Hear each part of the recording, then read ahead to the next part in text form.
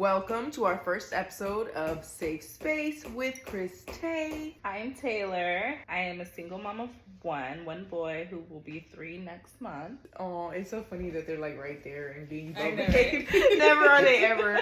Okay, and then I'm Christy, and I have a daughter who will be 2 in August. Perfect. So yeah, we're in the thick of it. Like, at what point in your pregnancy or at what point in their lives did you realize that you were going to be a single mother?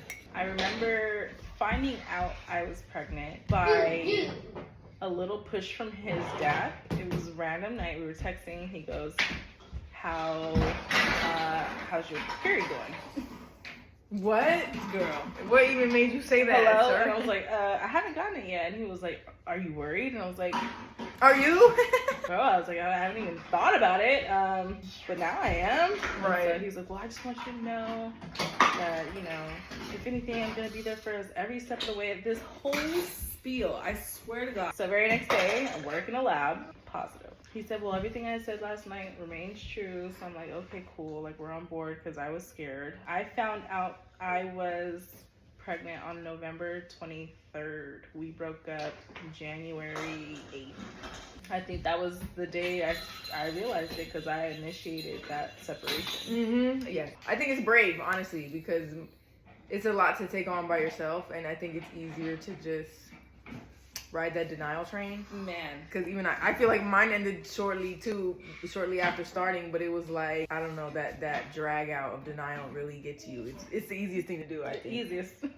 Before actually, breaking up and maybe even before the pregnancy, now looking back at everything were there any red flags or like signs that you were maybe ignored and shouldn't have gotten involved? Because I think I asked this question because I think it's a heavy theme right now to say to women like, oh, you chose them, like you need the accountability because you picked wrong. And it's like I agree with that too, you know what I mean, to a certain degree. So I feel like it's only fair that we get into it. Very first sign for me that I kind of ignored because I feel like I got this elaborate excuse. Pay attention to the relationship a man has with his mother. Yeah. I can honestly say that shit was non-existent.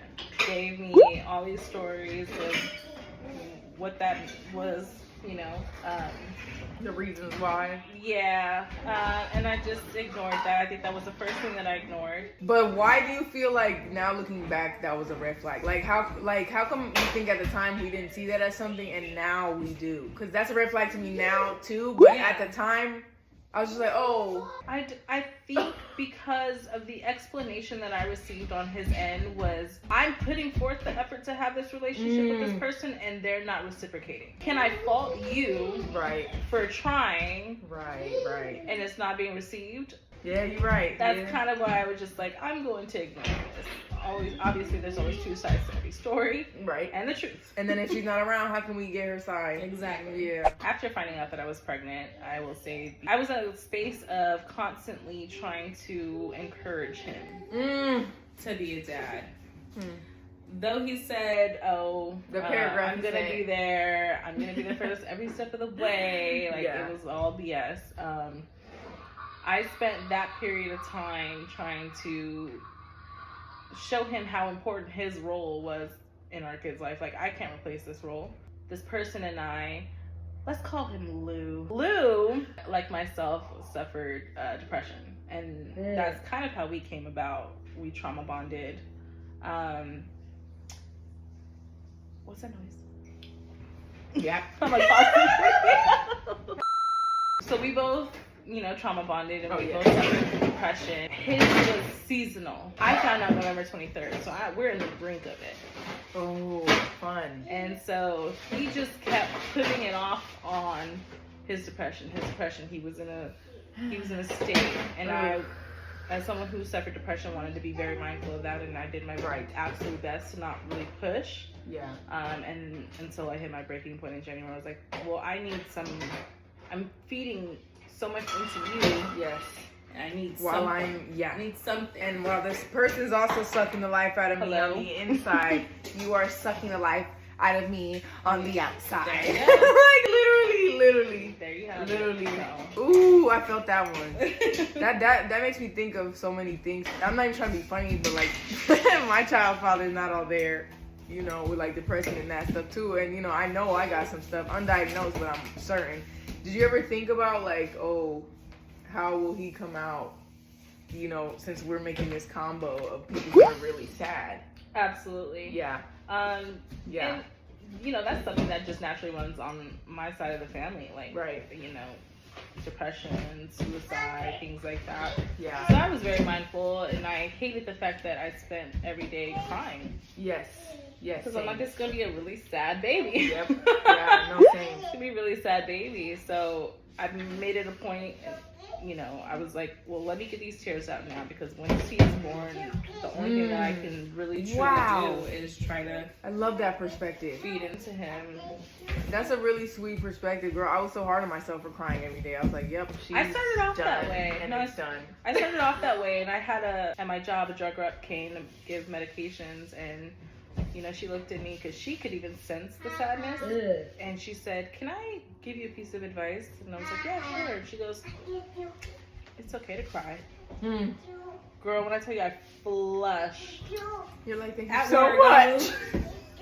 Thank you so much for sobbing. Oh my God, my patients are like, she is not drawing my blood. Not her. I don't know. Thank you, though. No. For me, some red flags with my child's father.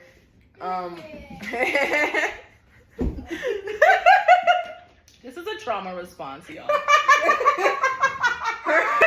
This is a trauma response. Give her grace, please.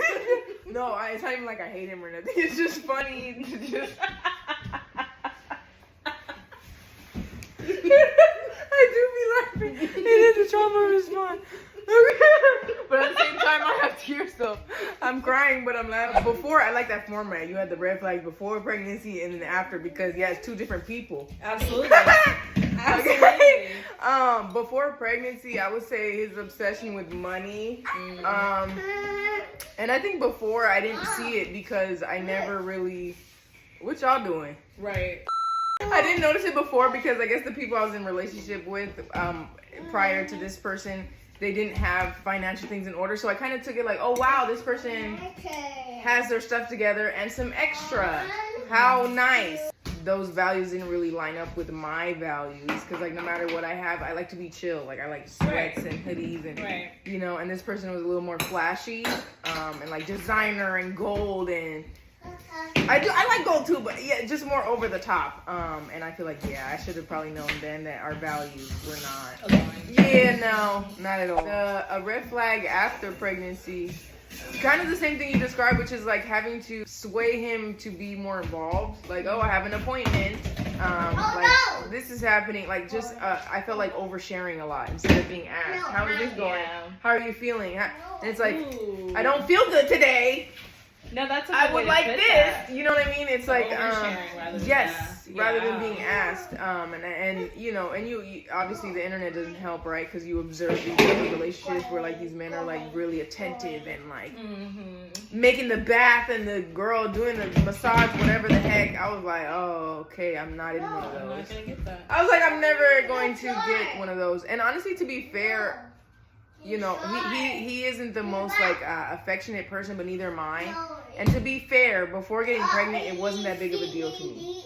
Like I feel like we were more matched in that. But then after, when you get pregnant, you're so emotional and stuff. You're like, I need attention, I need the love, and then it's like they're not doing it, and you're like, oh. So next question here, or next little topic we want to get into is like the denial, and what did denial in terms of, you know, the relationship being over and you're gonna be a single mom. What does that look like for you? Ooh, denial for me was a really, really big thing, because me finding out I was pregnant, Lou lived in another state. Right. And for me, it was constant every single day. When's he coming? When's he coming? When's he coming to see you? No matter who I spoke to, that was the question. I'm trying to get my thoughts together. I'm trying to grasp, I'm about to be a mom. Like, honestly, that thought alone, even with a supportive husband, is a lot to grasp. Yes. And I don't have the space to share that experience with another person. So my mind is in overdrive. I really am still hoping that this person comes around, not so much for the sake of a relationship anymore. Yeah, right, but right. to be a great father. I spent the rest of my pregnancy in denial about this. Now, when I say I knew my denial was real, I started lying to my therapist. Ooh, she said everything's fine. Everything's fine. We are having a great family time. He came for the gender reveal. He came for the baby shower. He was there for the birth. The whole night. I was in complete denial. Real. Yeah. I ended up having to cancel my therapy sessions once I realized if I keep this up, I'm gonna lie about everything else as well. The rest of my experience. Yeah. And oh my God. And then that's just another. Because I'm not being helped. And I think it just got so. I was worried. I was worried to even do that because with my history of depression, the relationship that I already have with this, I was so high risk for postpartum. Right. So I was terrified to be without her, but I knew I couldn't lie to her. Yeah, you're like, I took it too far. Yeah. It's one thing to lie to my friends or whatever, things like that, and obviously they're at these events, so they're, I can only lie so much. Right. But this person who I've entrusted with my deepest secrets, and I'm lying to her now because I can't believe I thought I did everything right. Outside of marriage, I thought I did everything right. My grandma had my mom at 18. My mom had me at 19. I was 27 when I found out I was pregnant. Like, I thought Yeah, I know exactly. I see so much. I had matured myself on a mental level that I was okay to do this. Yeah. And I still ended up a single mom. Yep. Yeah. No, that's real. And Damn, that's deep though. hard. That's deep. I feel like you're right. Like you said, it's one thing to lie to your friends because I feel like I went through that too. But I didn't go to therapy. But yeah, if I would have been in that situation, I probably would have done the same thing because I was just doing it to everybody around me. Like, yeah, everything's fine. Like. And I will say, obviously since then, I think when Q hit about like 5-6 months, I went ahead and got back on her calendar. Oh, nice. And and the very first conversation, she's like, "How are you? How's the baby?" Good. I lied to you. Like, hey, well, everything's been great, but yeah, I'm lying. And I told her, I was like, it was hard for me to accept. It was very hard for me to accept. Because my biggest fear in this world was raising a black man by myself. Of all things. Of all things you could do in this life. A black man by myself. Because there's so much of the father's role that I cannot replace. And no matter how great a mom. Yeah. But you know what I like that I've observed, in your life is that you have a lot of male friends and figures that have been able to show up for him, which is amazing because I think a lot of people don't have that.